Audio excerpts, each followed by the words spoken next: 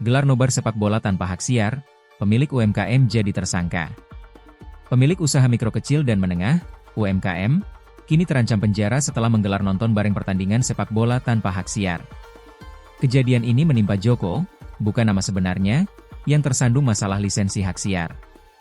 Joko yang kini ditetapkan sebagai tersangka menyebut banyak pelaku UMKM lain yang mengalami hal serupa. Ia mendapat informasi ada 540 kasus serupa yang sedang berjalan di Indonesia. Beberapa di antaranya menimpa pemilik warung kecil yang bahkan tidak paham soal aturan lisensi.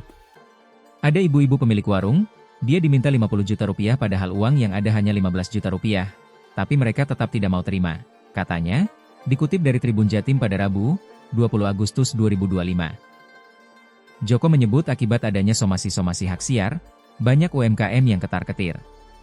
Ya siapa sih yang mau berurusan sama polisi, ujar dia.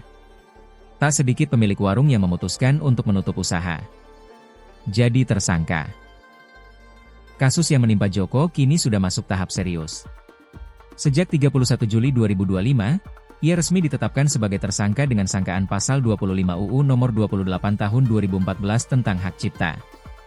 Jika terbukti, ia terancam hukuman penjara maksimal 4 tahun. Polisi dulu bilang akan ada mediasi, ternyata tidak ada.